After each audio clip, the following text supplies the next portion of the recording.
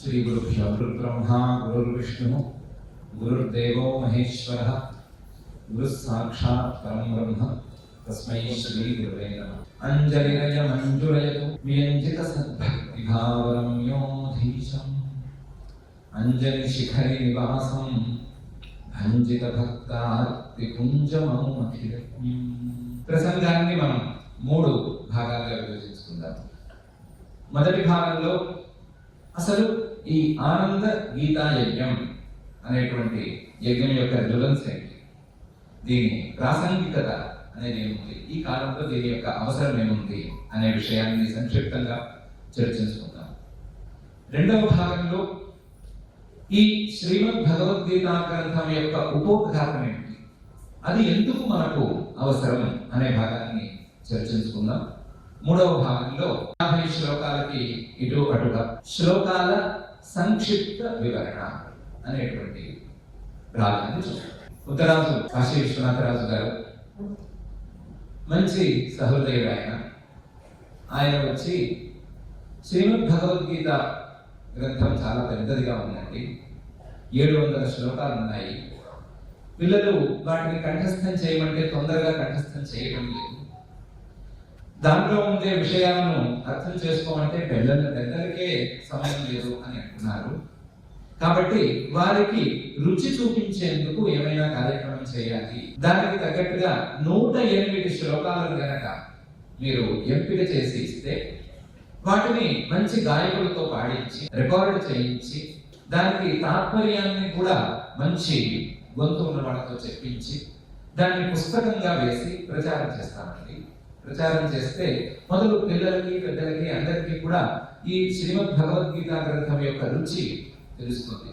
కనుక తెలుగు వాళ్ళు, ఇతర భాషల వాళ్ళు ఎవరైనా సరే పారాయణం పారాయణం చేసుకునేటప్పుడు సంగ్రహంగా ఈ శ్లోకాల అర్థాన్ని మనసులో ఉంచుకోగలిగితే శ్రీమద్ భగవద్గీత గ్రంథం మీదే కావచ్చు, లేదా ఆ భగవద్గీతలో చెప్పినటువంటి విషయాల మీదైనా కావచ్చు, కర్తవ్య నిష్ఠ మీదైనా కావచ్చు, పరమాత్మ తత్వజ్ఞానం మీదైనా కావచ్చు, శ్రద్ధ పెరిగేందుకు ఆస్కారం పెరిగి తీరుతుంది అనేటువంటి సత్సంకల్పంతో ఉత్తరాజు ఆనందరాజు ఫౌండేషన్ అనేటువంటి గొడుగు కింద ఎంతో మంది మహానుభావులు అవిశ్రాంతంగా ఈ కార్యక్రమాన్ని నడిపిస్తూ వస్తుంది. ఇది ఈ ఆనంద భగవద్గీత లేదా ఆనంద గీతాయజ్ఞం అనేటువంటి భాగానికి సంబంధించినటువంటి మాట. ఈ శ్రీమద్ భగవద్గీతని మనం సంక్షిప్తంగా కానీ విస్తృతంగా కానీ ఎందుకు ఆదరించుకోవాలి, ఎందుకు ఎన్నో గీతలు ఉండగా, ఎన్నో గ్రంథాలు ఉండగా, ఎన్నో ఉపదేశాలు ఉండగా మనం శ్రీమద్ భగవద్గీత గ్రంథాన్నే వాటన్నిటికంటే గొప్పగా భావించాలి, లేదా వాటన్నిటికంటే మనకు దగ్గరగా ఉండేటువంటి ఉపదేశంగా భావించాలి అని సాధారణంగా అందరికీ ఉండేటువంటి వస్తుంది. దీనికే ఎందుకు ఇంత ఇంపార్టెన్స్ ఇవ్వాలి, దీనికే ఎందుకు ఇంత ప్రాధాన్యం ఇవ్వాలి అనేది మనలో కలిగేటువంటి సందేహం. ఆ సందేహాన్ని మనం రెండవ భాగంలో తీర్చుకుందాం. ఈ శ్రీమద్ భగవద్గీత అనే గ్రంథాన్ని, ఈ ఉపదేశాన్ని ప్రారంభించే ముందు ఏం జరిగింది అనేది ఒకసారి మనం పరిశీలించాం. జరిగింది అంటే అదొక ప్రదేశం, ఆ ప్రదేశానికి కురుక్షేత్రం అని పేరు. ఆ కురుక్షేత్రం అనేటువంటి ప్రదేశానికి ఒక చాలా పెద్ద హిస్టరీ ఉంది. అప్పటికే హిస్టరీ ఉంది. కురు అనేటువంటి మహారాజు గారు ఆ ప్రదేశంలో చాలా యజ్ఞాలు చేశారు. యజ్ఞాలు చేసి ఆ ప్రదేశాన్ని అంతా కూడా పవిత్రం చేశారు. మంచి పనులు చేస్తే మానవుల యొక్క శరీరాలు పవిత్రాలు అయిపోతాయి. అలాగే ఈ కురుక్షేత్రం అనేటువంటి ప్రదేశం కూడా పవిత్రమైంది. ఈ పవిత్రమైనటువంటి ఈ ప్రదేశానికి ఈ కురువు గారి పేరు మీదే కురుక్షేత్రం అనే పేరు వచ్చింది. పవిత్రమైనటువంటి ఈ శరీరానికి కురుక్షేత్రం, కార్యక్షేత్రం అనే పేరు వచ్చినట్టుగానే ఆ ప్రదేశానికి కూడా పేరు వచ్చింది. ఈ కురుక్షేత్రానికి ఒక వరం ఉంది. ఆ వరాన్ని కూడా కురు మహారాజు గారు ఈ ప్రదేశంలో ఎవరు ఏం చేసినా సరే వారికి ఫలితం ఉన్నతంగా ఉండాలి. ఎలాగైతే మానవ శరీరానికి ఒక వరం ఉంది, ఈ శరీరంలో ఎవరు ఏం చేసుకున్నా సరే దానికి ఫలితం తప్పకుండా ఉంటుంది. వేరే లోకాల్లో ఉండేటువంటి శరీరాలకు, గంధర్వలోకం తీసుకోండి లేదా స్వర్గలోకం తీసుకోండి, మరో లోకం తీసుకోండి, ఏ లోకంలో ఉండే శరీరానికి కూడా ఏ సత్కర్మలు చేసేందుకు అవకాశం లేదు. ఆ శరీరం సత్కర్మలకు పనికి, సత్కర్మలకు పనికి వచ్చే శరీరం, సత్కర్మలకు సత్ఫలితాలను తొందరగా అందుకునేటువంటి శరీరం మానవ శరీరం. అటువంటి మానవ శరీరం లాంటి ప్రదేశం ఈ కురుక్షేత్రం. ఈ కురుక్షేత్రంలో ఎంతో మంది యజ్ఞాలు చేసుకున్నారు, యాగాలు చేసుకున్నారు, దానాలు చేసుకున్నారు, ధర్మాలు చేసుకున్నారు, నోములు అన్ని అయిపోయినాయి. కానీ అటువంటి కురుక్షేత్రంలో ఒక యుద్ధం అనేటువంటి వాతావరణం ఏర్పడింది. యుద్ధం ఏర్పడింది. ఆ యుద్ధం అనేటువంటి వాతావరణం ఏర్పడటంతో కురుక్షేత్రం కాస్త యుద్ధ భూమి అనే రీతికి వచ్చేసింది. లేదా కురుక్షేత్రం అనే పదమే యుద్ధ భూమి అనే పదానికి పర్యాయపదంగా మారింది. మహాయుద్ధం తప్పకుండా జరగవలసినటువంటి పరిస్థితికి వచ్చేసింది. సైనికులు, వీరులు అందరూ వచ్చేసారు. ఈ పక్షం వారు, ఆ పక్షం వారు, రెండు పక్షాల వారు ఎదురెదురు నుంచున్నారు. వీరులందరూ ముందు వారు తీరు నుంచున్నారు, సైనికులు వారు వారి వారి స్థానాల్లో నుంచున్నారు. రెండు వైపులా రెండు పక్షాలు. మానవుడే గనక మనసులోని భావాలను వారు తీర్చగలిగితే, మనసులోని భావాలను వరుసలో నిలబెట్టగలిగితే, మంచి భావాలు చెడు భావాలు ఎలాగైతే బారులు తీరి నిలుచుంటాయో, బారులు తీరి యుద్ధానికి సిద్ధంగా ఎలా నిలుచుకుంటాయో, అలా ఈ వీరులందరూ కూడా యుద్ధానికి సిద్ధంగా నిలుచున్నారు. ఆ యుద్ధానికి సిద్ధంగా నిలుచున్నటువంటి వీరులందరూ ఒకరికొకరు పరాయి వారే, దగ్గర భక్తులు, ఒకరికొకరు అన్నదమ్ముల వరుసలయ్యేవాడు, ఒకరికొకరు తాతలు, పిల్లలు, తండ్రులు, మనవలు, ఇలా రకరకాల వరుసల్లో ఉండేవారు. ఒకరికొకరు పిల్లనిచ్చుకున్న మామగారులు, సహాయం చేసినటువంటి ఉపకారులు, ఇలాంటి సత్సంబంధాలతో ఉండేటువంటి వారు. ఒకరికొకరు ఇంతవరకు యుద్ధంలో కొన్నిసార్లు ఎదురు పడలేదు అనేటువంటి, ఒకరికొకరు అందరూ కలిసిపోయి ఉన్నవారే ఈరోజు విడిపోయి ఒక్కొక్క పక్షంలోనూ వారి వారి భాగస్వామ్యాన్ని గ్రహించడం కోసం సిద్ధంగా ఉన్నారు. ఎలాగైతే మానవుల మనసులలో భావాలన్నీ కలగలిసిపోయి ఉండి ఒకరికొకరు ఒక భావానికి ఒక భావం చేరినట్లుగా లేదా సహకారాన్ని అందిస్తున్నట్లుగా కనిపిస్తున్న ఏదో ఒక సందర్భంలో రెండు భావాల మధ్య పోటీ, సంఘర్షణ అనేది ఏర్పడుతుందో, అలాగే ఇక్కడ కూడా ఈ వీరులందరూ కూడా సంఘర్షణకి సిద్ధంగా తయారై ఉన్నారు. అందులో ఒక పక్షం, ఆ పక్షం నాయకుడు దుర్యోధనుడు, మరొక పక్షం పాండవ పక్షం, ఆ పక్షం నాయకుడు యుధిష్ఠిరుడు. దుర్యోధనుడు మానవుల మనసులలో సహజంగా ఉండేటువంటి అసూయకు ప్రతీక. మానవుల మనసులలో సహజంగా ఉండేటువంటి గురువుల పట్ల, పెద్దవారి పట్ల, చేయవలసినటువంటి బాధ్యతల పట్ల అశ్రద్ధ అనేటువంటి దుర్గుణానికి ప్రతీక. ఇంకా అనేక దుర్గుణాలకు, లోభాది మహాదుర్గుణాలకు ఈ దుర్యోధనుడు అనేవాడు ప్రతీక. యుధిష్ఠిరుడు పేరుకి తగినట్లుగా ఏ యుద్ధంలోనైనా సరే, ఏ సంఘర్షణలోనైనా సరే స్థిరంగా నిలిచేటువంటి మహానుభావుడు. ఆయన శాంతం అనేటువంటి గుణానికి ప్రతీక. మానవుల మనసులలో ఉండేటువంటి ధర్మ బుద్ధికి సంకేతం, ధర్మదేవత యొక్క అవతారం. సౌజన్యానికి మారు పేరు ఈయన యుధిష్ఠిరుడు, దౌర్జన్యానికి మారు పేరు దుర్యోధనుడు. ఆశ్చర్యంగా మానవుల మనసులలోనే సౌజన్యము, దౌర్జన్యము రెండు కలగలిసిపోయి ఉన్నట్టుగా ఒకే కుటుంబంలో వీళ్ళిద్దరూ ఇంతవరకు కలగలిసిపోయి ఉన్నారు. ఒకే కుటుంబంలో అన్నదమ్ముల పిల్లల్లా, అన్నదమ్ముల్లాగా ఇష్టం ఉన్నా లేకపోయినా కొంచెం అవసరం కొద్దీ, కొంచెం ఏదో ఆయా సందర్భాల కొద్దీ కలిసి మెలిసి ఉన్నారు. అప్పుడప్పుడు కొట్టుకుంటున్నారు లేదా కొట్టారు. కానీ ఒక నిర్ణయానికి రావటానికి ఇద్దరు వచ్చారు. ఇటు సౌజన్యమూర్తి అయినటువంటి యుధిష్ఠిరుడు కూడా ఉన్నాడు, దౌర్జన్యానికి ప్రతిరూపమైనటువంటి దుర్యోధనుడు కూడా. వీరిద్దరూ ఈ పక్షాలకు నాయకులు అనే అంశం అలా ఉంచితే, ఈ పక్షంలో చేరిన వారందరూ ఒకే రకంగా ఉన్నారు అనేటువంటి నియమం. పక్షంలో కొంతమంది మంచివారు పెద్దవారు ఉన్నారు. అలాగే యుధిష్ఠిరుడి పక్షంలో కూడా కొంచెం ఇటువంటి కాని వాడు కొంతమంది ఉన్నారు. ద్రోణాచార్యుల వారు, భీష్మాచార్యుల వారు లాంటి మహానుభావులందరూ, కృపుడు మొదలైన వాళ్ళందరూ దుర్యోధనుడి పక్షంలో దౌర్జన్యానికి ప్రతిరూపంగా ఉండేటువంటి పక్షంలో ఉన్నారు. అలాగే కొంతమంది ఇటువంటి కాని వారు, పేరు చెప్తే కొంచెం బాధ కలగచ్చు, అందువలన పేరు మనమే ఆలోచించుకోవలసినటువంటి వాడు కొంతమంది ఇటువైపు ఉన్నారు. వీళ్ళందరూ ఎలా ఉన్నారు అంటే, మానవుల మనసులలో ఇవి మంచి గుణాలు అనేటువంటి విభాగం చేసిన తర్వాత కూడా మంచి గుణాలలో కలిసిపోయినటువంటి చెడ్డ గుణాలలాగా, చెడ్డ గుణాలతో కలిసి వచ్చేటువంటి మంచి గుణాలలాగా వీరందరూ కూర్చున్నారు. మానవుల మనసులో ఇదమిత్తంగా స్థిరంగా చెడు అనేదే ఉండదు, మంచి అనేదే ఉండదు. బాగా దానం చేసేటువంటి వ్యక్తి, దానం పుచ్చుకునేటువంటి వ్యక్తిని కాస్త పుస్తకం హీనంగా చూస్తున్నాడు. దానం చేయడం అనేది చాలా మంచి గుణం అయినప్పటికీ కూడా ఆ హీనంగా చూడటం అనేటువంటి చెడు గుణం దాంతో కలిసిపోతుంది. ఇలాగే దౌర్జన్యాన్ని ప్రదర్శించేటువంటి వ్యక్తి కూడా అప్పుడప్పుడు దాన్ని కూడా చూపిస్తున్నాడు. ఆ దౌర్జన్యం చేయడంలో కూడా ఏదో చిన్న చిన్న తేడా చూపిస్తున్నాడు. మంచితో చెడు, చెడుతో మంచి కలగలిసిపోయే మానవుల మనసుల్లో ఉన్నాయి. అలాగే ఈ పక్షాలలో కూడా మంచి వాళ్ళ పక్షంలో కాస్తంత ఇటువంటిగా ఉండేవారు, చెడవారి పక్షంలో కాస్తంత మంచివారు లేదా చాలా మంచివారు, గొప్పవారు కూడా వీళ్ళందరూ కలిసి సంఘర్షణకి సిద్ధమయ్యారు. అయితే ఈ మంచివారి పక్షంలో ఉండేటువంటి ఇంకొక చెప్పుకుని తీరాలి. నాయకులు యుధిష్ఠిరుడే అయినప్పటికీ ఈ మంచివారి పక్షాన నిలబడి పోరాడేందుకు ఒక వ్యక్తిని సిద్ధం చేస్తున్నారు.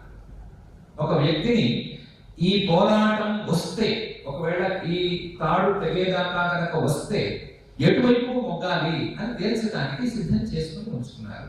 ఆ వ్యక్తి అర్జునుడు. ఈ అర్జునుడు పేరు తగినట్లుగా తెల్లని వాడు, మనస్సు యొక్క స్వచ్ఛత. మనస్సు స్వచ్ఛమైనటువంటి మనస్సుకు సంకేతం లాంటి వాడు ఈ అర్జునుడు.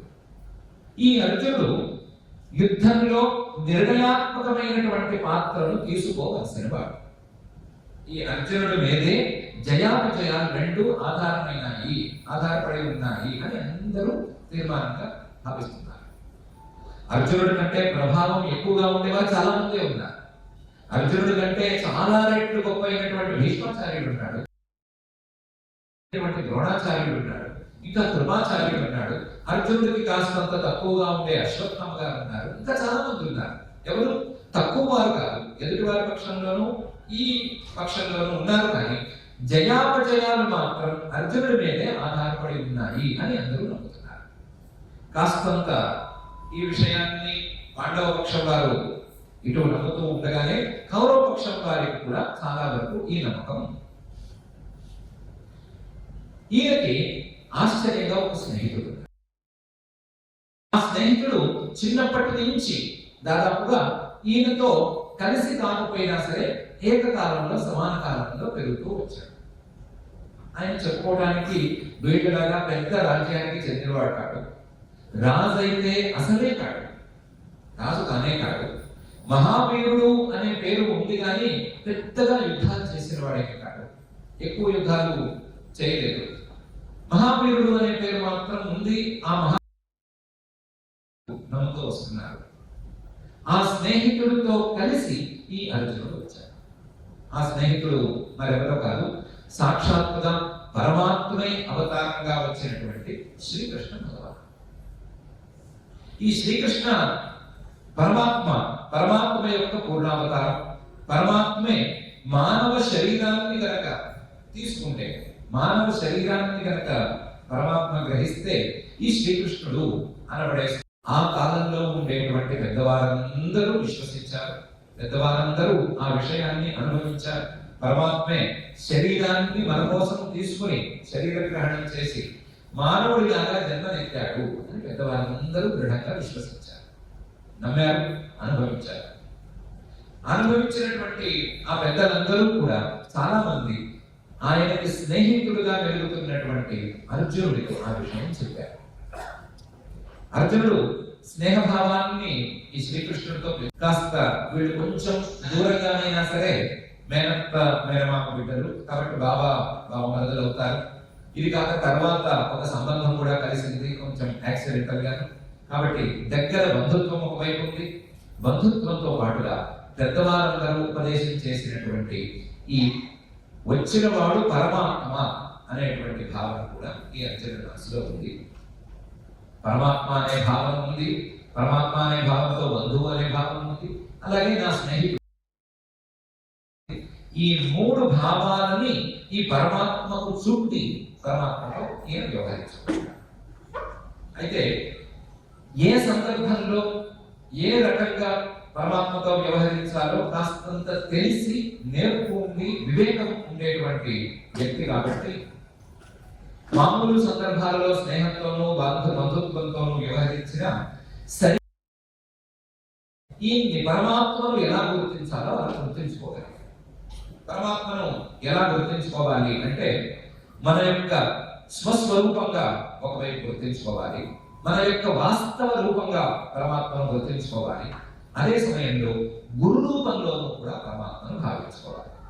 పరమాత్మకు మూడు రూపాలు ఉంటాయి అని పెద్దలు చెప్తారు. ఈశ్వర, గురు, ఆత్మ అని. పరమాత్మ యొక్క ఒక రూపం ఈశ్వరుడు అనే పేరుతో మనం పిలుచుకునే శివన్ మహావిష్ణువు అని కావచ్చు, లేదా శివుడు అనేటువంటి పేరుతో కావచ్చు మనం పిలుచుకునేటువంటి ఒక రూపం. అలాగే గురువు అనేటువంటిది రెండవ రూపం, మన యొక్క వాస్తవమైనటువంటి రూపం అనే మూడు రూపాలలో పరమాత్మ ఉంటాడు అనే భావాన్ని ఆయన చక్కగా అర్థం చేసుకున్నాడు. అర్థం చేసుకుని సరి అయిన సందర్భంలో పరమాత్మను గురువుగా ఎంచుకున్నాడు. గురువుగా ఎంచుకోవటం అనేది ఒక యుద్ధ జరిగిపోయింది. ఎలా జరిగింది అంటే ఒకవైపు దుర్యోధనుడు, మరొక వైపు అర్జునుడు ఇద్దరు మా పక్షాలలో చేరి, మా పక్షంలో నువ్వు చేరి నువ్వు మాకు సహాయకుడిగా ఉండవలసింది అని కోరటానికి ఈ శ్రీకృష్ణ పరమాత్మ దగ్గరికి వెళ్ళారు. వెళ్ళినప్పుడు చిన్న సంఘటన ఏదో జరిగింది. ఆ సంఘటనలో భాగంగా ముందు అర్జునుడికి కోరుకునే అవకాశం వచ్చింది. దుర్యోధనుడు టెన్షన్ పడిపోతున్నాడు, ఈ అర్జునుడు ఏమడుగుతాడు అని. ఎందుకంటే ఆయన ఇచ్చిన ఆప్షన్ అలా ఉంది. నేను ఒకవైపు, మరొక వైపు నాకు సంబంధించిన నా మాట వినేటువంటి సైన్యం అంతా. నేను ఒకవైపు నా మాట వినే సైన్యం. నేను ఏ వైపు ఉంటాను, నా సైన్యం మీ ఇష్టం వచ్చినట్టు యుద్ధం చేస్తుంది. కాబట్టి నేను కావాలా, ఈ సైన్యం కావాలా అని మీరు ఎంచుకోండి అని ఆప్షన్ ఇచ్చాడు. ఆ ఆప్షన్ కి అర్జునుడికి ముందు ఛాన్స్ వచ్చింది కాబట్టి ఏ బటన్ క్లిక్ చేస్తాడో అని పాపం దుర్యోధనుడు టెన్షన్ పడుతూ ఉండగానే అర్జునుడు చాలా స్పష్టంగా నాకు పరమాత్మే కావాలి అన్నంత స్పష్టంగా నువ్వే కావాలి అని కోరుకున్నాడు. ఆ జగద్గురువును ఇలా కోరాడు. రెండవ ఆప్షన్ సహజంగానే దుర్యోధనుడికి ఇష్టమైనటువంటి ఆప్షన్ కాబట్టి దుర్యోధనుడు సంతోషంగా దాన్ని తీసుకుని వెళ్ళిపోయాడు. అయితే నా మాట వినే సైన్యం అని చెప్పారు కాబట్టి అందులోంచి కొంతమంది వచ్చి మళ్ళీ పాండవ పక్షంలోకి చేరారు. అలా అంత గందరగోళంగానే ఉన్నది పరిస్థితి.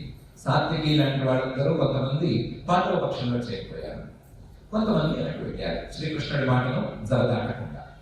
అయితే అర్జునుడు మాత్రం నాకు పరమాత్మే కావాలి అనేటువంటి ఆప్షన్ని ఎంచుకున్నాడు. గురువుగానే ఎంచుకున్నాడు. పరమాత్మను గురువుగానే ఎంచుకున్నాడు, వేరే భావంతో ఎంచుకోలేదు. ఎందుకంటే ప్రథమాధ్యాయంలో సందేహం వచ్చినప్పుడు శిష్యస్తేహం షాధిమాం త్వాం ప్రపన్నం అని స్పష్టంగానే అంటున్నాడు. కాబట్టి నేను నీకు శిష్యుడిని అనేటువంటి భావనలో అర్జునుడు మొదటి నుంచి ఉన్నాడు. అయితే గురు శిష్య సంబంధం చాలా విచిత్రమైనటువంటి సంబంధం.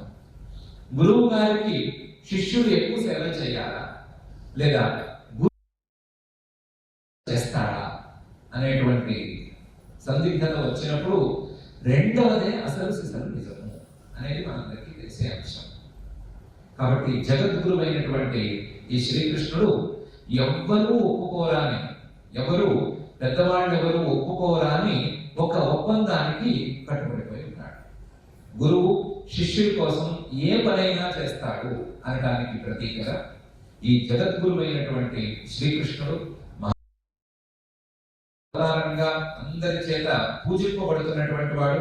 రాజసూయ యాగం లాంటి మహాయాగంలో అగ్రతాంబూలాన్ని అందుకున్నటువంటి మహానుభావుడు ఈ అర్జునుడికి రథసారథిగా ఉండటానికి అంగీకరించాడు.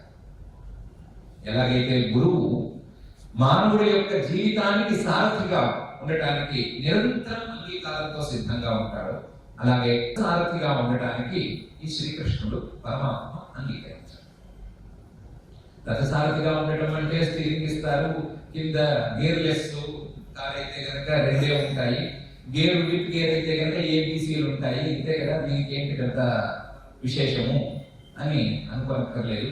యుద్ధ రంగంలో ఉండేటువంటి రథాలు వేరు, వాటి నియమాలు వేరు.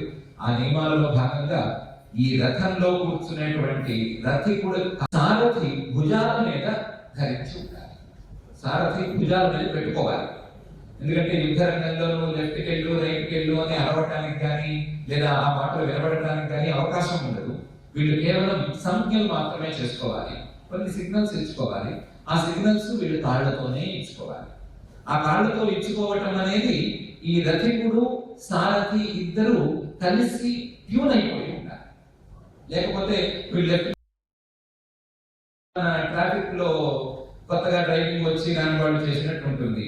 ట్రాఫిక్ సిగ్నల్ రెడ్ సిగ్నల్ పడింది, ఈ డ్రైవింగ్ వచ్చి దాని వాళ్ళు ఎవరో రైట్ సిగ్నల్ వేశారు, అలాగే చెయ్యి కూడా చూపించడం మంచిది అనే కారణంతో లెఫ్ట్ కు చూపించారు, ఎడం చెయ్యి కూడా చూపించేశారు బండి మీద. అలాగే అప్పటికప్పుడు మనసు మార్చుకుని స్ట్రైట్ గా కూడా వెళ్ళిపోయారు. ఇప్పుడు వెనకాల పరిస్థితి ఏంటి అనేది వేరే చెప్పుకోనక్కర్లేదు, అవకాశం ఉండదు. యుద్ధ రంగంలో చిన్న తప్పు కూడా జరగడానికి వీలు. అలాంటి సందర్భం ఉన్నప్పటికీ వీళ్ళిద్దరి మధ్య ఉండేటువంటి సమన్వయం లేదా ఈ గురు శిష్య సంబంధం బలమైనటువంటి స్నేహం వలన ఈ కష్టాలేం రావు. ఇప్పటికిప్పుడు మేమిద్దరం ట్యూన్ అవ్వాల్సిన అవసరం కూడా లేదు, మేము ఒప్పేసుకుంటాము, నేను ఒప్పేసుకుంటాను అని పరమాత్మ అన్నాడు. సారథిగా ఈయన కృష్ణుడు కింద ఉన్నాడు, మనకి సరిగ్గా ఫోటో చూపించరు. రథసారథిగా అర్జునుడు, రథసారథిగా శ్రీకృష్ణుడు కాళ్ళ కింద ఉన్నాడు. రథికుడిగా అర్జునుడు ఆయన భుజాల మీద కాళ్ళు పెట్టి ఆయన మోస్తూ ఉండగా యుద్ధంలోకి. ఈ అర్జునుడు సదరు అర్జునుడు ఈ యుద్ధానికి నిర్ణయాత్మకమైనటువంటి పాత్రను పోషించవలసినటువంటి ఆయనకి సహకారం చేసేందుకు ముందుకు వచ్చిన వాడు ఈ శ్రీకృష్ణ. ఈ పరిస్థితి ఇలా ఉండగా ఈ అర్జునుడు యుద్ధంలో బారులు తీరి అందులో నిల్చొని ఉండగా ఒకసారి నా రథాన్ని ఇద్దరి మధ్యకి తీసుకువెళ్ళి ఇటు అటు ఎవరెవరు ఉన్నారు అని నాకు కనిపించేటట్లుగా పెట్టు అని అన్నాడు. సేనయోర్ భయోర్ మధ్య రథం స్థాపయ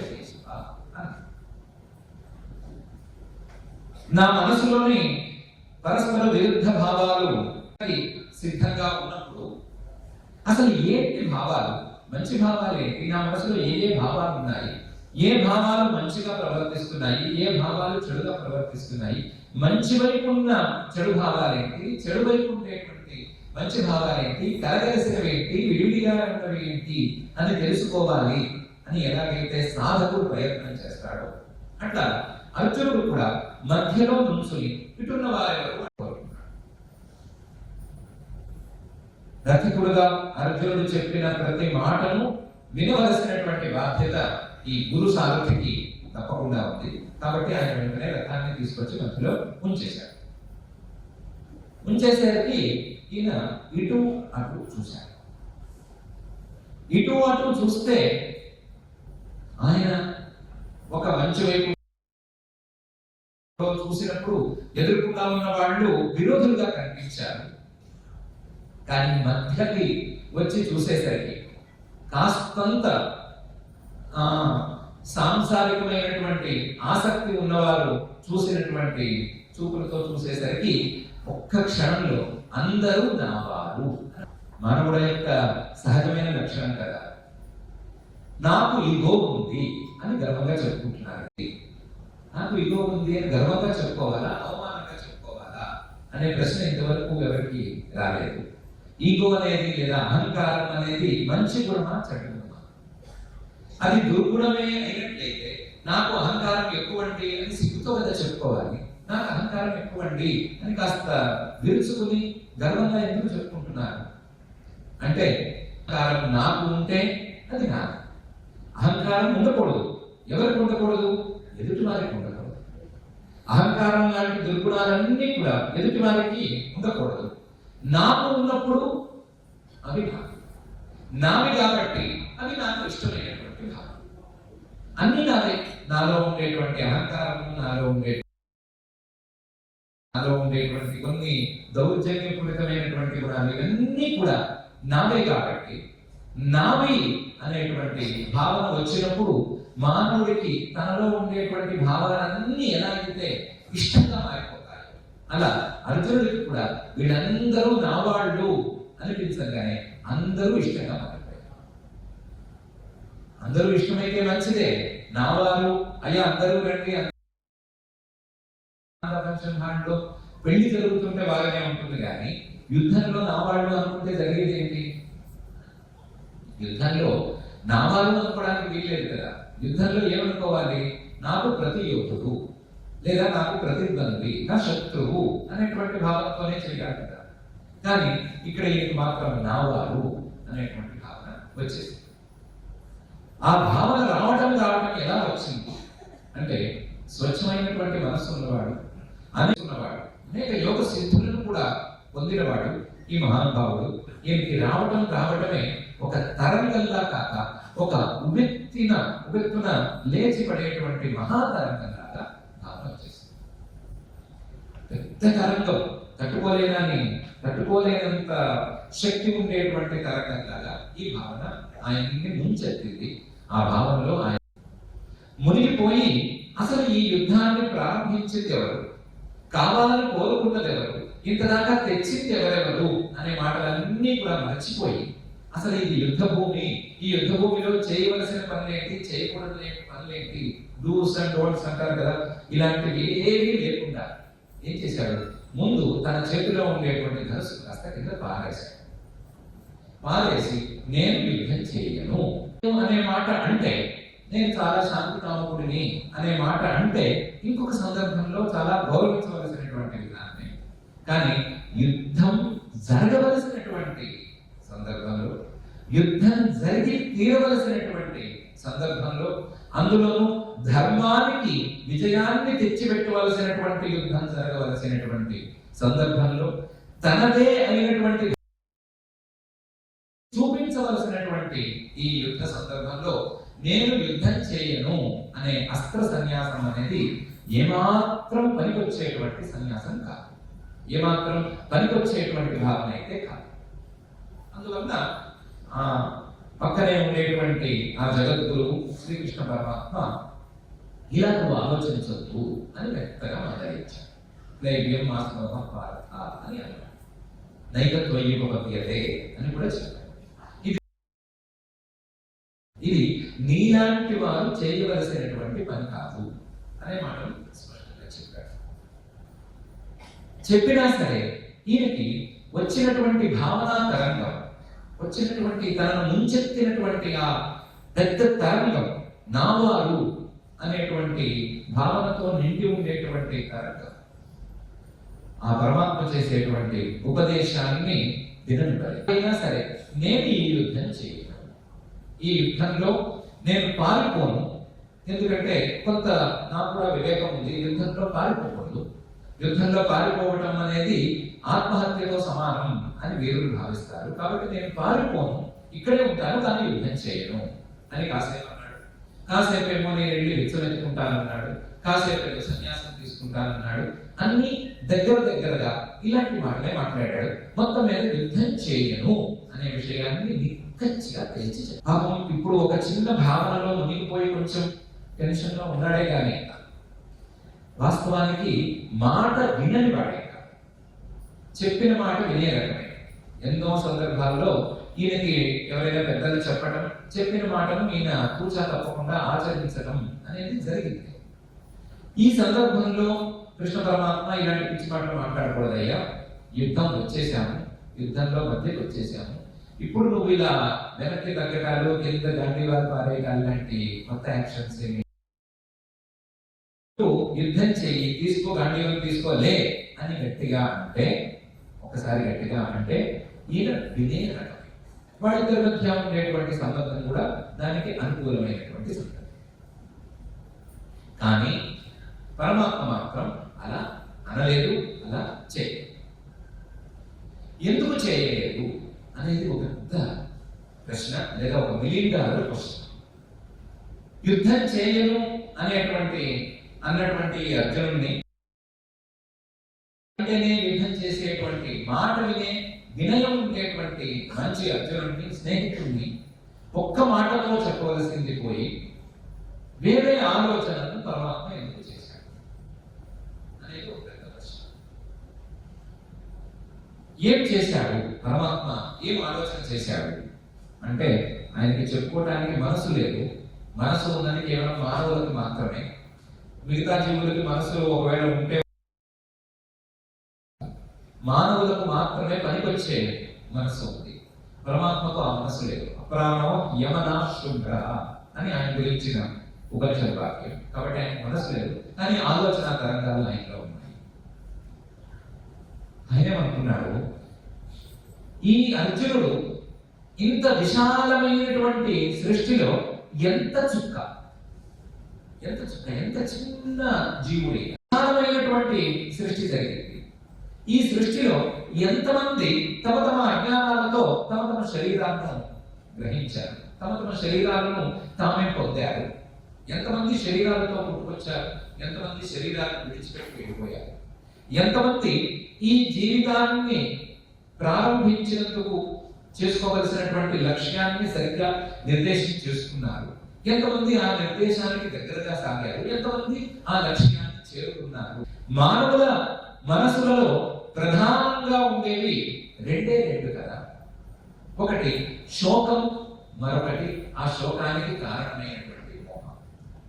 మానవుడు నిరంతరం సంతోషిస్తూ ఉన్నప్పటికీ, ఎన్నో సంతోషాలకు కారణం ఉన్నప్పటికీ నిరంతరం శోకిస్తూనే ఉన్నాడు కదా. ఏదో ఒక శోకాన్ని అనుభవిస్తూనే ఉన్నాడు కదా.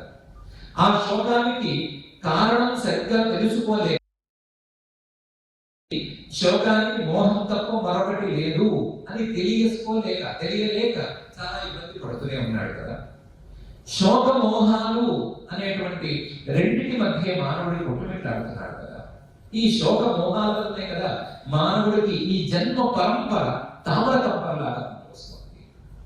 ఇట్లాంటి జన్మను తీసుకున్న వారు, లేదా ఇలాంటి జన్మను పొందిన వాళ్ళు ఎంతమంది ఉన్నారు, ఎంతమంది ఈ రకంగా ఆలోచించారు, ఎంతమంది సాధారణ మానవులు తాము చేయవలసినటువంటి కర్తవ్యాలను ఎంతమంది సాధకులు సిద్ధికి దగ్గరగా వెళుతూ ఉండగానే వారి సాధనలు మధ్యలో పారేసుకుంటున్నారు, ఎంతమంది పై స్థాయి వారు వదిలేస్తున్నారు, ఎంతమంది కింద స్థాయి వారు ఇలా నష్టపోతున్నారు. అందరూ ఇలాగే ఉన్నారు దగ్గరగా. ఒకళ్ళిద్దరు మనుష్యాణం సహస్రేషు కశ్చిద్యతతి సిద్ధయే యతతామపి సిద్ధానాం కశ్చిత్మాం వేత్తి తత్వతః అని ఒకళ్ళిద్దరే కదా సిద్ధిరా. ఇప్పుడు అర్జునుడికి మాత్రమే లేచి యుద్ధం చెయ్యి అని మనం సలహా చెప్పేస్తే, ఒకవేళ అర్జునుడికి మాత్రమే ఉపయోగించేట్టుగా చెప్పేస్తే పాపం మిగతా వారి పరిస్థితి ఏం కాదు. వారికి కూడా ఒక ఉపదేశం అందవలసిన అవసరం ఉంది కదా. వారికి కూడా ఉపదేశం తప్పకుండా అంది తీరాల్సిన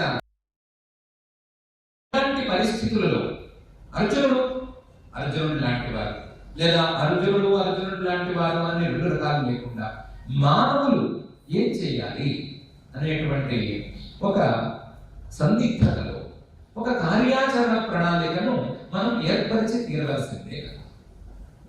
ఈ కార్యాచరణ ప్రణాళికలో ఎన్నోసార్లు వేదంలో మనమే చెప్పి ఉన్నప్పటికీ, పరమాత్మే అటు వేదవాక్యాల రూపంలో కానీ, లేదా వేరు ఉపదేశాలలో కానీ, తన యొక్క క్రియల రూపంలో కానీ, అవతారాలలో కానీ, ఎక్కడెక్కడ వీలైతే ఎక్కడెక్కడ కుదిరితే అక్కడక్కడంతా కూడా ఉపదేశం చేసినప్పటికీ, ఇలాంటి పాపం అని జాలి పడవలసినటువంటి స్థితిలో ఉండేటువంటి మానవులకు మరొకసారి ఉపదేశం చేసి తీరవలసిందే కదా.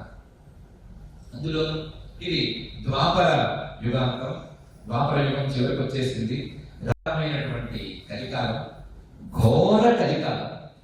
ద్వాపర యుగంలో చివరికి వచ్చేస్తే ఎన్నెన్నో ప్రభావాలు, ఎన్నెన్నో యోగ విద్యలు, ఎన్నెన్నో అస్త్ర విద్యలు, ఎన్నెన్నో విశేషాలు ఉండేటువంటి మహానుభావులలో అగ్రగణ్యుడైనటువంటి అర్జునుడే ఇలాంటి ఆలోచన చేస్తే, తర్వాత రాబోయే కాలంలో సాధారణమైనటువంటి మధ్య ఉండేవారు ఏం చేస్తున్నాము, ఏం చేయాలి అనే రెండింటి మధ్య తేడా తెలియని వాడు, తపనే లేనివాడు, వీళ్ళందరి పరిస్థితి, వీళ్ళందరికీ కూడా సరిగ్గా అందేటువంటి ఉపదేశం ఒకటి ఈ అర్జునుడిని వ్యాధంగా చేసుకుని మనం చేసి తీరాలి. ఇలాంటి ఉపదేశాలను వినాలి అని ఎంతో మంది సిద్ధులు, సాధకులు, పై స్థాయి సాధకులు నేను అవతారాన్ని స్వీకరించిన దగ్గర నుండి నా వెంటే ఉండి నేనేం చేస్తున్నాను, ఏం ఉపదేశం చేస్తున్నాను, ఏం చెప్తున్నాను, ఎలా మనం దాన్ని అర్థం కాదు అని వెంపర్లాడుతున్నటువంటి మహాసాధకులు కొంతమంది ఉండనే ఉన్నారు కదా.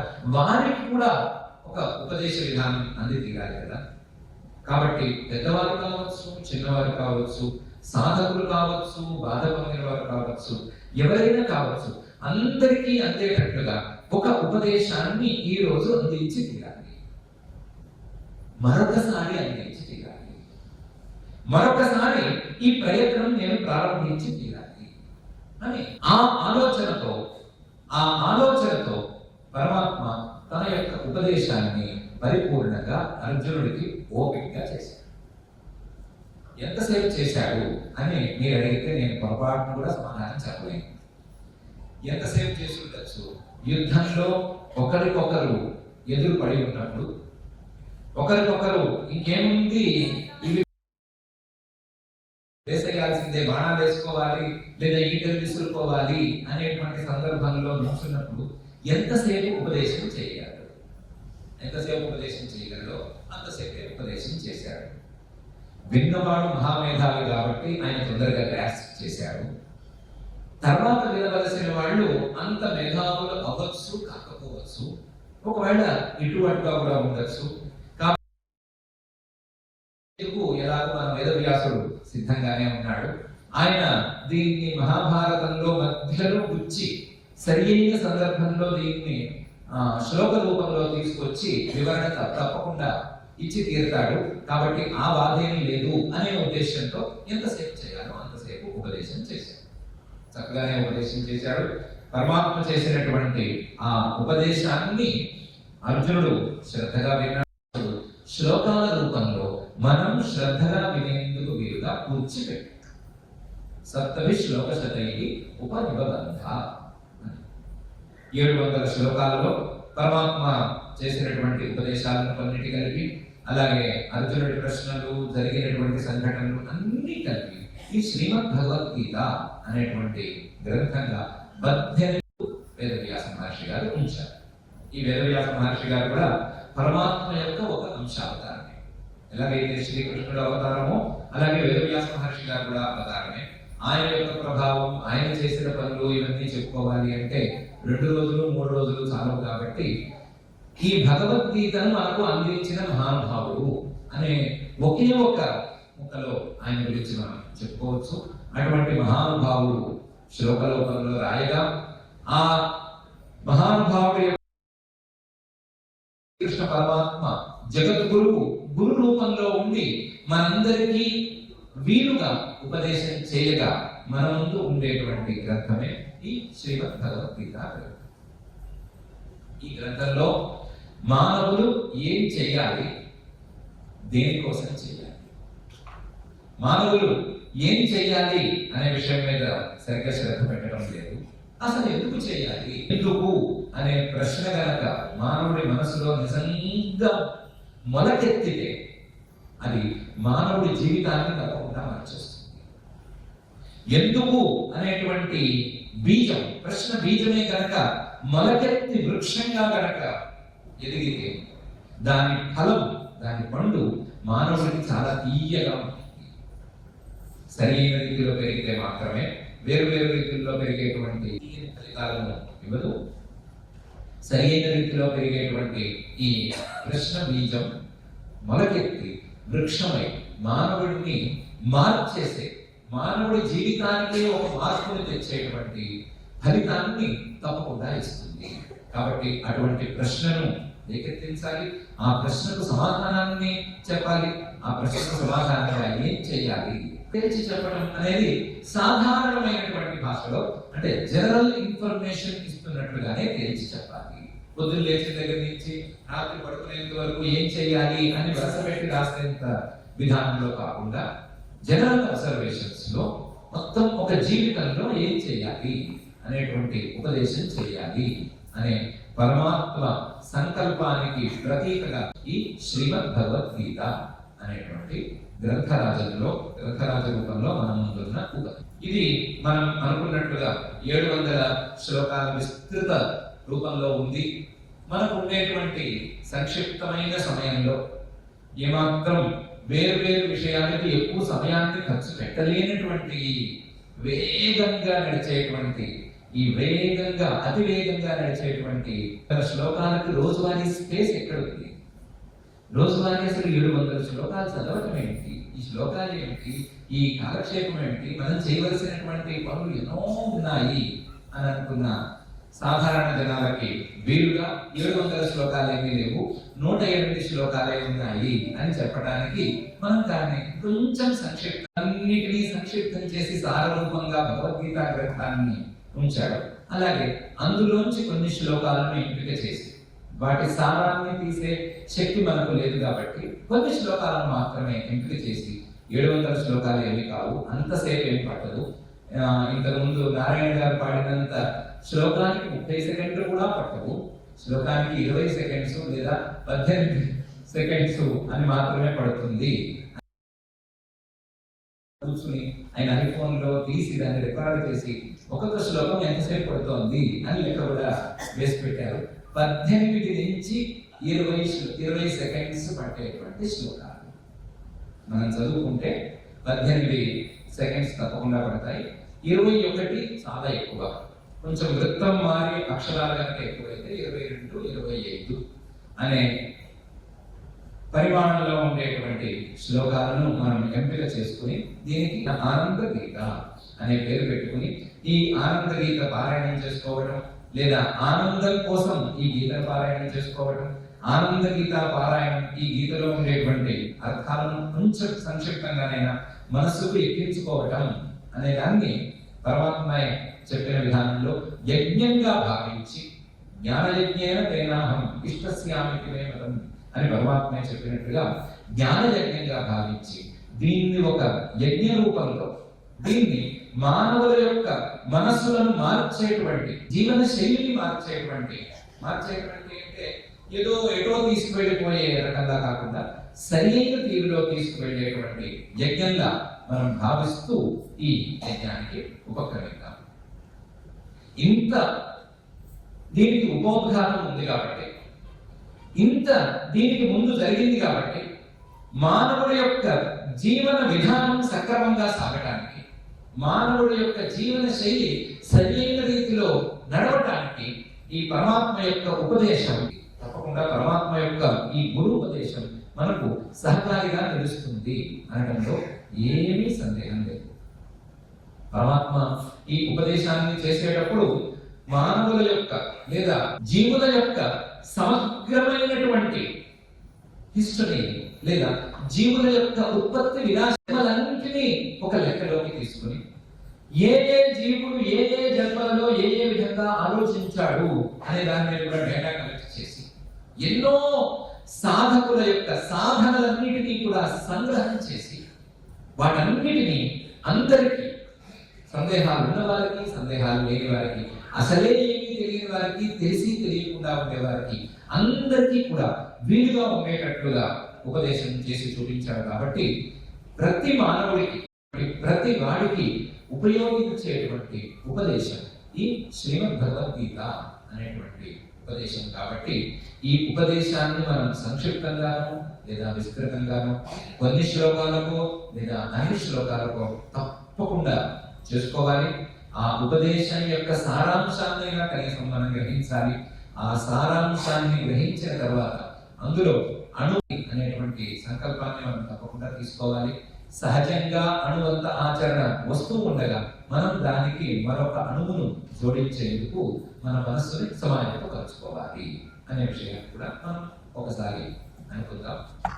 అనుకుని మనం ఈ మూడవ భాగం శ్లోకాల యొక్క సంక్షిప్త వ్యాఖ్యానం అనేటువంటి భాగానికి ప్రయాణం చేద్దాం.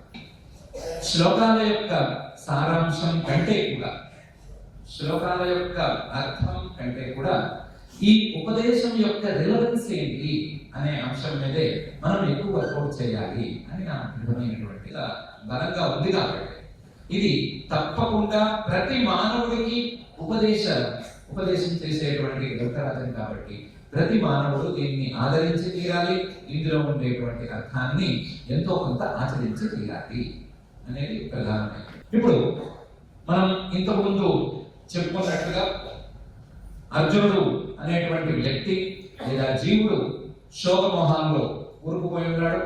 శోకమోహాల్లో కూరుకుపోయి ఉండటం వలన తాను చేయవలసినటువంటి చెప్పేశాడు. ఈ పరిస్థితిలో పరమాత్మ యొక్క ఉపదేశం ఏమై ఉండాలి, పరమాత్మ ఉపదేశం ఎలా ప్రారంభం అవ్వాలి, ఎలా పూర్తి కావాలి. ఈ శోకమోహాల్లో కూరుకుపోయి ఉండేటువంటి ఈ సాధారణ జీవుడు లాంటి అర్జునుడికి ఏ పదంతో పరమాత్మ ఉపదేశం ప్రారంభించాలి అనేది ఒక పెద్ద ప్రశ్న. మనకు ప్రశ్న అక్కర్లేదు, ఆయనకి ప్రశ్నే అక్కర్లేదు. అనగా ఆయన సరైన వర్డింగ్తో మొదటి శ్లోకంలో తన యొక్క ఉపదేశాన్ని ఇలా ప్రారంభించాడు. అశోచ్యానన్వశోచస్త్వం ప్రజ్ఞావాదాంశ్చ భాషసే గతాసూన్ అగతాసూన్శ్చ నాను శోచంతి పండితాః. మానవులందరికీ మొదలు ఒక చిన్న సరుకు లాంటి శ్లోకం ఇది. మానవులందరూ తమను తాము చాలా తెలివైన వాళ్ళుగా భావించారు. పెద్ద తెలివైన మాటలు మాట్లాడుతున్నారు. ఎంత మాటలు మాట్లాడుతున్నారు? ఈ భూమి మీద ఉండేవాడు చంద్రుడి గురించి మాట్లాడతారు. చంద్రుడిని దాటి ఇంకో అంగారక గ్రహం అంటాడు, ఏవో అక్కడికి వెళ్ళొచ్చు అంటాడు, ఇక్కడికి వెళ్ళొచ్చు అంటాడు. అంగారక గ్రహం మీద అణుబాంబులు వేసేస్తే కనుక అక్కడ ఏదో ఇది వచ్చేస్తుంది, గ్రీన్ హౌస్ ఎఫెక్ట్ వచ్చేస్తుంది, ఆ గ్రీన్ హౌస్ లో కాయగూరలు పండించుకోవచ్చు అని అంటాడు. ఉన్న భూలోకం మీద కాయగూరలు పెద్దగా ఆలోచించడు. అంగారక గ్రహం మీద వ్యవసాయం ఏంటి అనే దాని మీద ఎక్కువ ఆలోచిస్తాడు. ప్రజ్ఞావాదాంశ భాష. కానీ చంద్రుడు కావచ్చు లేదా అంగారకుడు కావచ్చు, ఎక్కడికైనా వెళ్ళచ్చు. కానీ వెళ్ళేవాడు ఎవరు, వెళ్ళేటువంటి నేను ఎవరు, హూ యామ్ ఐ అనేటువంటి ప్రశ్నను మాత్రం వేసుకోవాలి. నేనెవరు వెళ్ళాలి, లేదా అంగారకుడి మీదకి వెళ్ళాలి, భూమి మీద ఏదో వాతావరణం మార్పులు వచ్చేస్తాయి, ఈ లోపల వేరే గ్రహానికి మారిపోవాలి అనేటువంటి ఆలోచనలు లేదా ఇలాంటి ఆలోచనలు, ఇంతకంటే ఎక్కువైనటువంటి ఆలోచనలు మానవుడు చేస్తూనే ఉన్నాడు.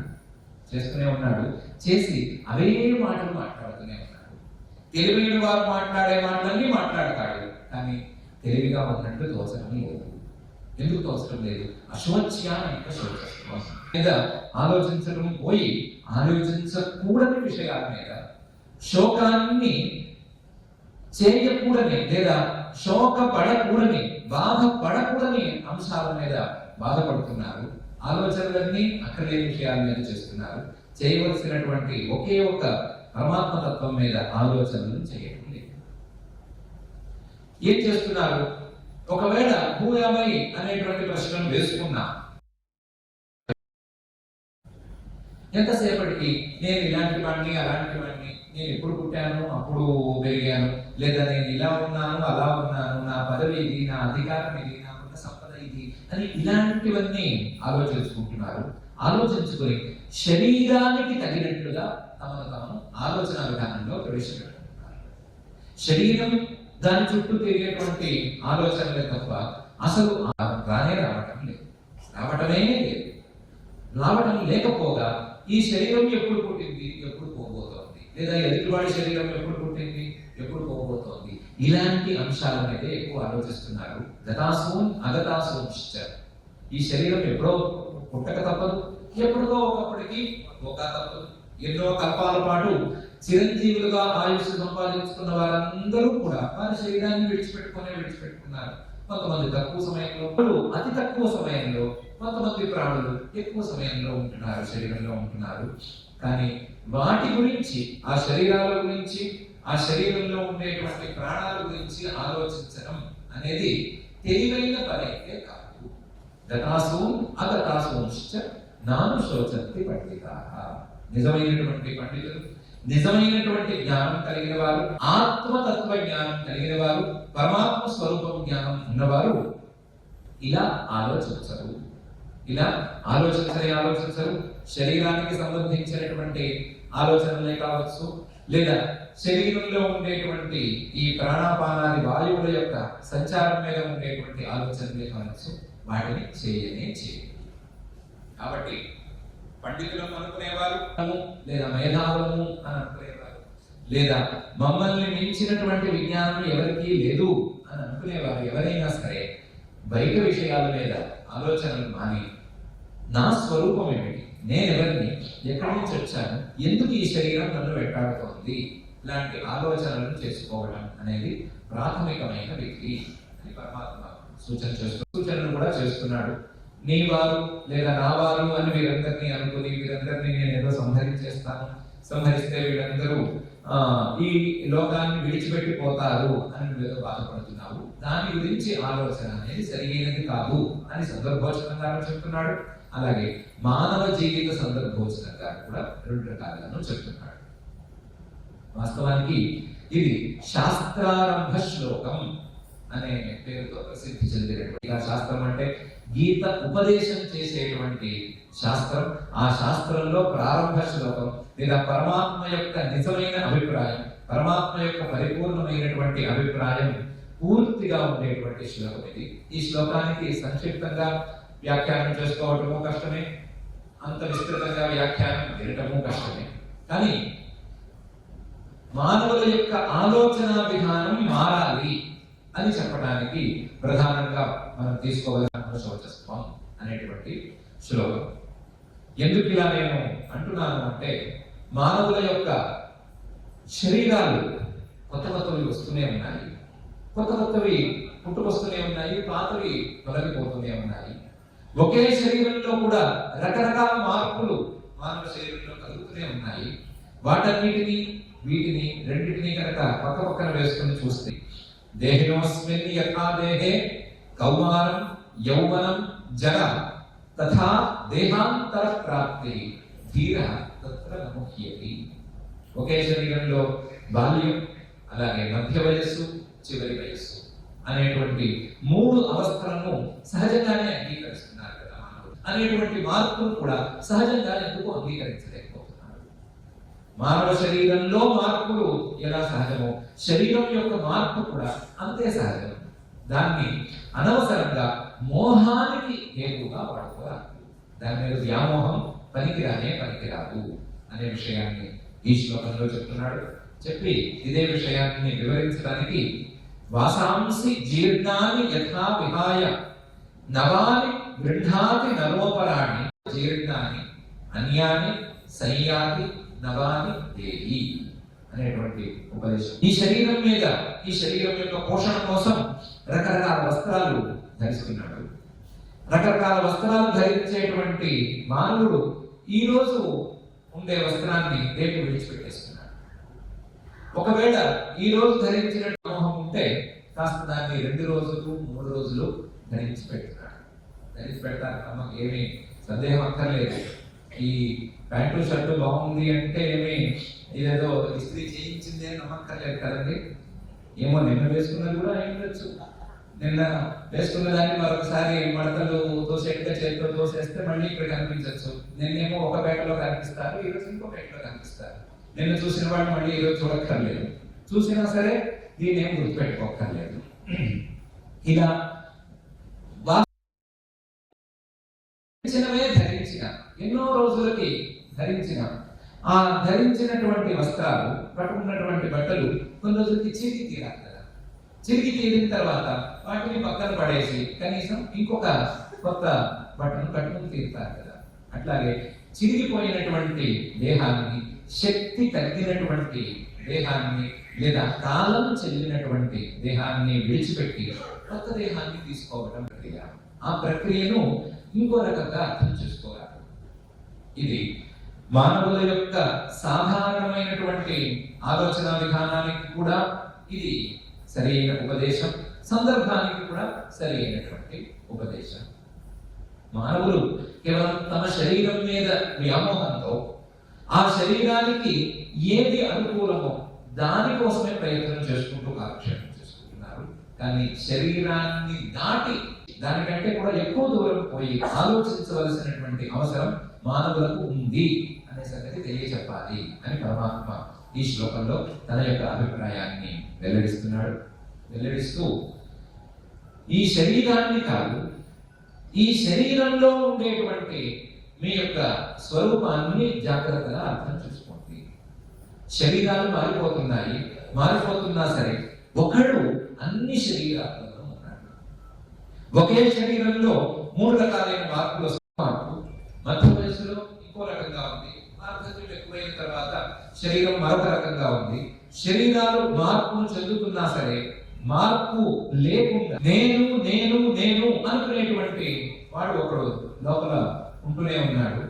అటువంటి వాడు ఉన్నట్టుగానే శరీరాలు మారిన ఒకే ఆత్మ ఉన్నాడు అనే విషయాన్ని అర్థం చేసుకోవాలి.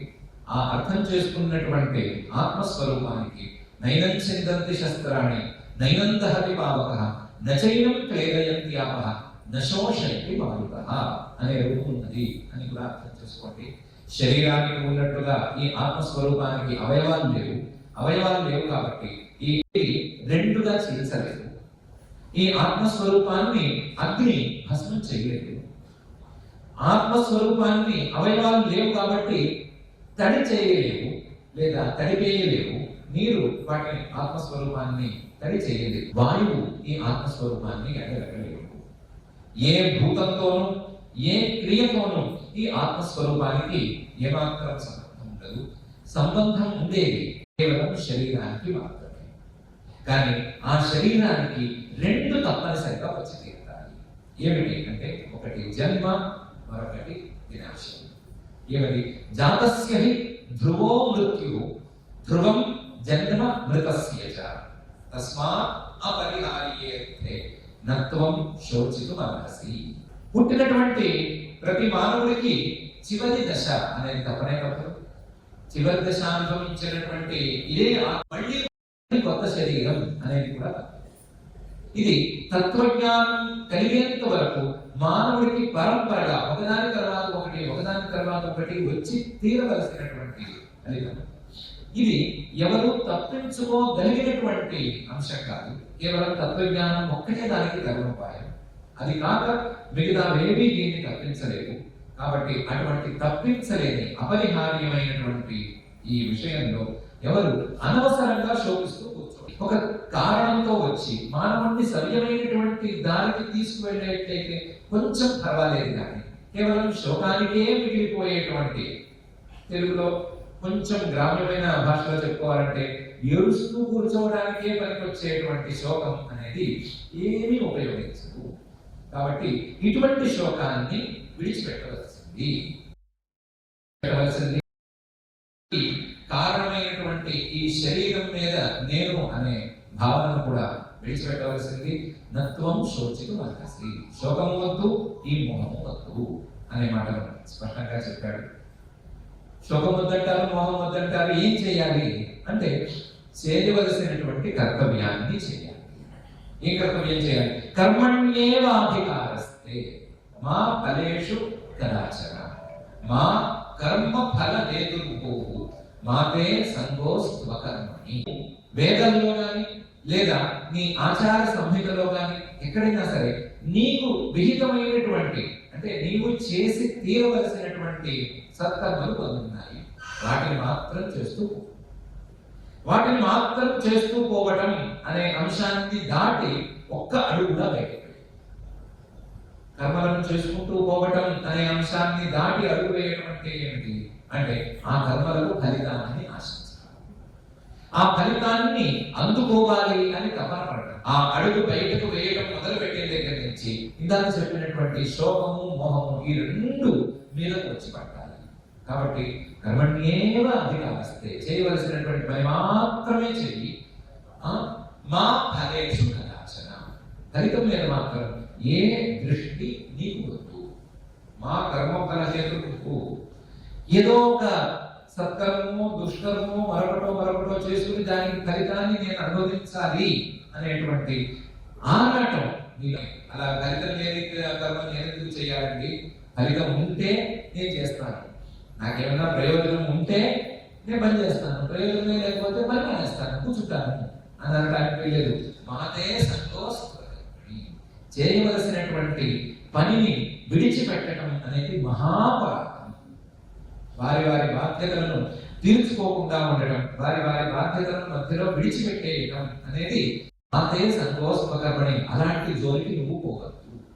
అలాంటి అకర్మ, చేయవలసినటువంటి పనిని విడిచిపెట్టడం, బాధ్యతలను విస్మరించడం అనేటువంటి అకర్మ జోలికి నువ్వు పోనేపోవద్దు. ఆ సంబంధం, ఆ జోలి నీకు వద్దు అని స్పష్టంగా తేల్చి చెప్పాడు. తేల్చి చెప్పి అసలు మానవుల మనస్సులలో ఏం జరుగుతోంది? శోకము మోహము బయటికి కనిపిస్తుంది. ఎంత దూరం పోయి తప్పకుండా కనిపిస్తుంది. శోకం వెనకాల మోహం ఉండనే ఉంది. ఈ రెండు మానవుణ్ణి ఎలా ఆక్రమించుకుంటున్నాయి, మానవుడి యొక్క మనస్సుని తమ అధీనంలోకి ఎలా తెచ్చుకుంటున్నాయి, ఎక్కడ ప్రారంభమవుతోంది, ఎక్కడ అంతమవుతోంది అనే విషయం చెప్పాలి అని అనుకున్నాడు. అనుకుని అది ఎక్కడ ప్రారంభమవుతోందంటే, ధ్యాయతో విషయాన్ పుంసః సంగస్తేషు ఉపజాయతే.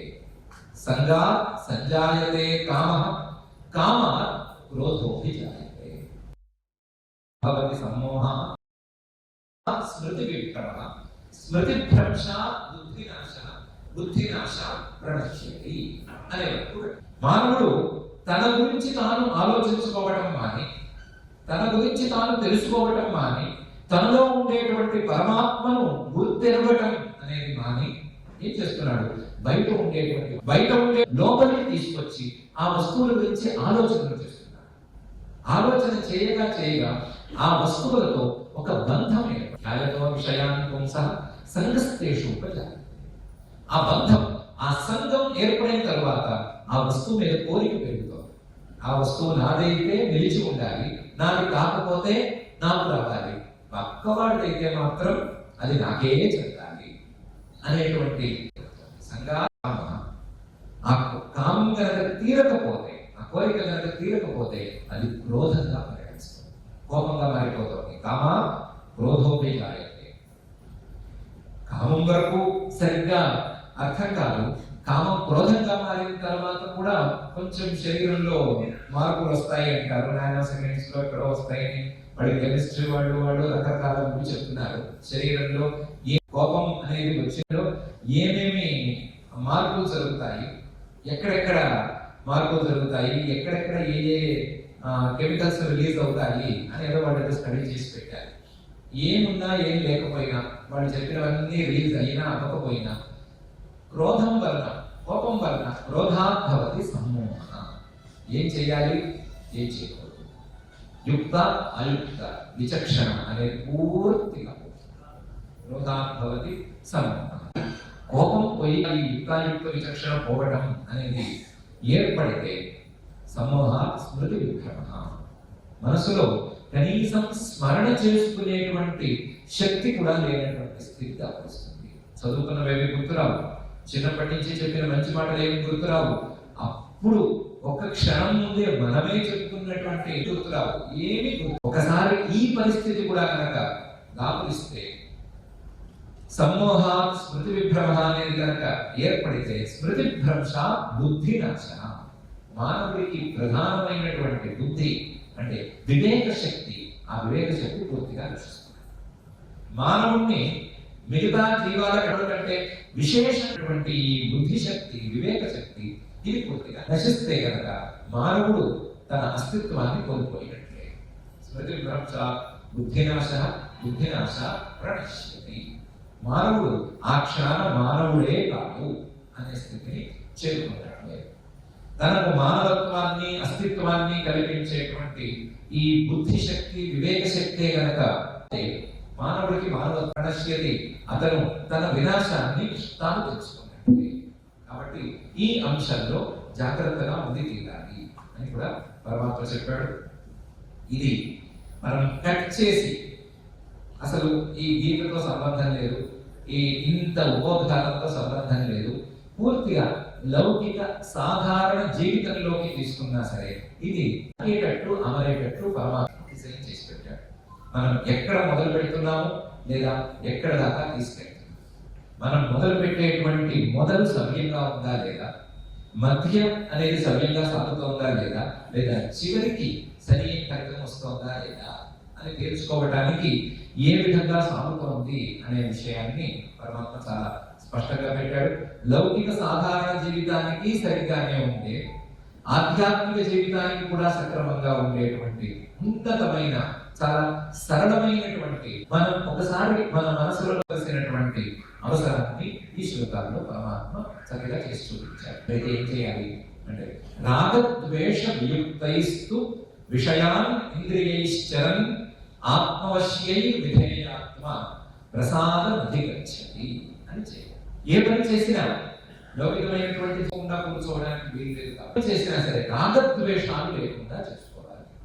ఒక కోరిక, ప్రత్యేకించినటువంటి కోరిక, లేదా ఒక వ్యక్తి మీదో వ్యవస్థ మీదో లేదా వస్తువు మీద ద్వేషం, ఈ రెండూ లేకుండా విషయాన్ని ఇంద్రియైశ్చరన్, రాగద్వేషాలతో సంబంధం లేకుండా ఉన్నదాన్ని ఉన్నట్టుగా యాక్సెప్ట్ చేయడం అనేది అలవాటు చేసుకోవాలి. ఆత్మవశ్యై విధేయ, ఈ ఇంద్రియాలన్నిటినీ కూడా ఉంచుకోవాలి. ఉంచుకునేటప్పుడు ఇంద్రియాలు చెప్పినట్టు నేను వింటున్నానా, నేను చెప్పినట్టు ఇంద్రియాలు వింటున్నాయా అనేటువంటి ఆలోచన చేసుకోవాలి అని ఒక విషయం చూపిస్తున్నాడు. ఆత్మవశ్యై విధేయాత్మ, మనస్సును కూడా నిగ్రహంలోకి లేదా వశంలోకి తెచ్చుకోవాలి.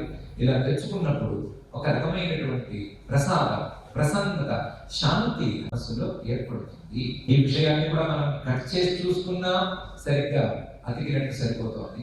మానవుడి యొక్క సాధారణ జీవితానికి కూడా ప్రసాదానికి, ప్రసన్నతకి, శాంతికి కారణం ఏంటి, శాంతి లేకపోవడానికి కారణం ఏమిటి అనే పరీక్ష చేసుకున్నప్పుడు ఇదే సరైనటువంటి ఉపదేశం అనే విషయం మనకు స్పష్టంగానే అవగతమవుతుంది.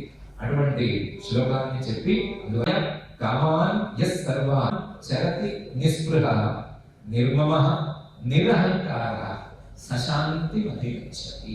లోపల ఉండేటువంటి కోరికలన్నిటినీ విడిచిపెట్టుకుని లోపల ఏ విధమైనటువంటి అత్యాశలు లేకుండా, నేను నాది అనేటువంటి భావన, మోహం, వ్యామోహం అనేది లేకుండా ఎవరైతే ఉంటారో, ఎవరైతే సాధన చేసుకుంటారో శాంతిని తప్పకుండా పొందుతారు అని పరమాత్మ ఉపదేశం చేశాడు.